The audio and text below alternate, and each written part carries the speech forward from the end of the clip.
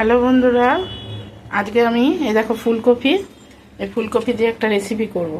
ফুলকপি আগে ফুলকপিটা একটু সেদ্ধ করে নিই। কিসে সেদ্ধ করব? প্রেসার কুকারে সিদ্ধ করে নিই। ঠিক আছে, সিদ্ধ করে আসছি।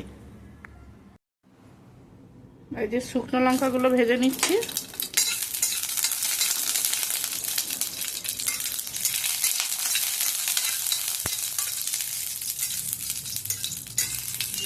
শুকনো লঙ্কাগুলো ভেজে নিচ্ছি এর মধ্যে।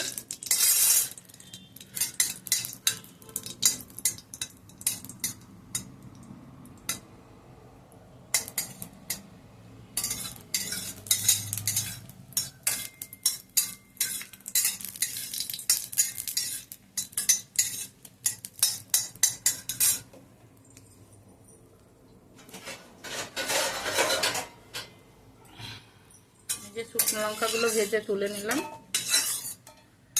আচ্ছা, এর মধ্যে পেঁয়াজটা দিয়ে দিলাম, রসুনটাও দিয়ে দিলাম। পেঁয়াজ রসুনটাও ভাজা করে নিচ্ছি। পেঁয়াজ রসুনটা ভাজা করে নিচ্ছি। এর মধ্যে দিয়ে দিচ্ছি 1 চামচ কালো জিরে, 2 চামচ মতো কালো জিরে দিয়ে দিলাম। দিয়ে এবার এটাকে ভাজা ভাজা করে নিই।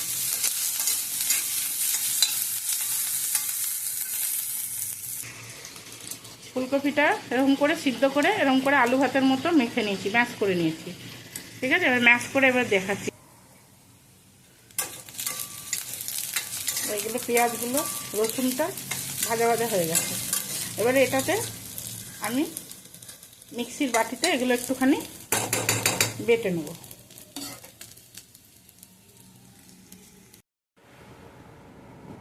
তেল গরম হয়ে গেছে। এবারে আমি তেলের মধ্যে এখানে পেঁয়াজ লঙ্কা এগুলো সব বেটে নিয়েছি, এগুলো এর মধ্যে ছেড়ে দিলাম। এটা এর মধ্যে ছেড়ে দিলাম।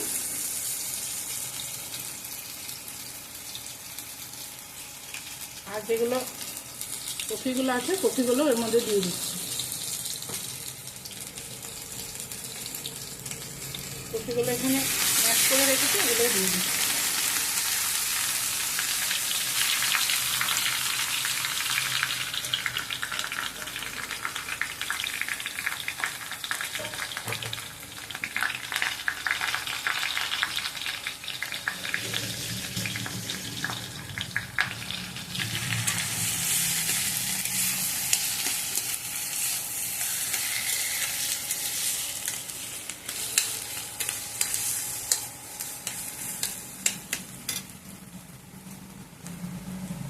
হলুদ দেওয়াই আছে।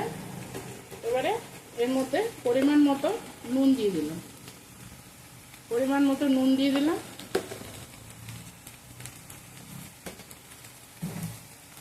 পরিমাণ মতো নুন দিয়ে এবারে সমানে এটাকে নাড়তে থাকবে যতক্ষণ না কড়াই থেকে একটা মন্ড মতো তৈরি হচ্ছে, ততক্ষণ পর্যন্ত একে নাড়াচাড়া করতে থাকবে। এর মধ্যে কি কি বাটা দিয়েছি তোমরা তো দেখলেই। পেঁয়াজ আছে, একটু পেঁয়াজ দিয়েছি, রসুন দিয়েছি, কালো জিরে দিয়েছি আর শুকনো লঙ্কা দিয়েছি। এবারে এটা ভাজা ভাজা হোক।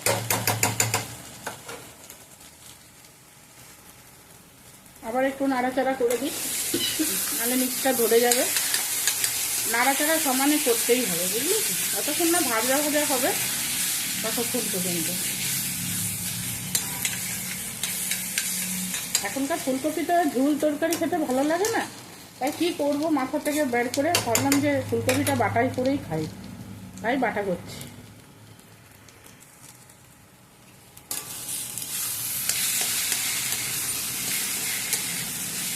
ভাজতে কতক্ষণ সময় লাগে দেখছো, একভাবে শুধু নেড়েই যেতে হয়।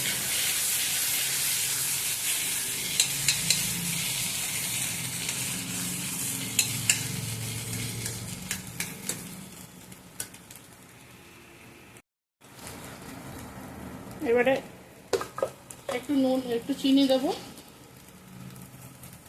তো চিনি না দিলে তো ভালো লাগবে না।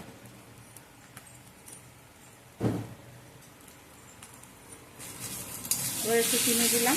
এবার যতক্ষণ না চিনিটা গলছে ভেতরে ততক্ষণ একটু নেড়ে যেতে হবে। বুঝছো কেমন ছেড়ে গেছে, কড়াই থেকে উঠে যাচ্ছে, দেখো কোথাও একটুও লেগে নেই।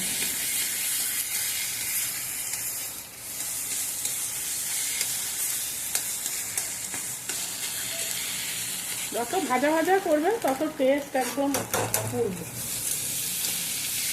একটু নেড়ে নেড়ে নেড়ে নেড়ে একদম হাতের ডানা ব্যথা হয়ে যাবে, এত পরিমাণে নাড়তে হবে।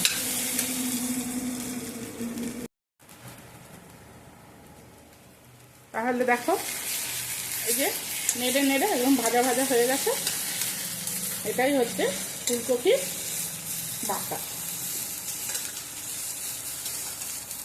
যেমন লাউ পাতা বাটা হয়, যেমন বাঁধাকপি বাটা হয়, লাউয়ের খোসা বাটা হয়, সেরকম ফুলকপিও এখন তো খেতে ইচ্ছা করে না, তাই জন্য এরকম করে বেটে গরম ভাতে খাবো।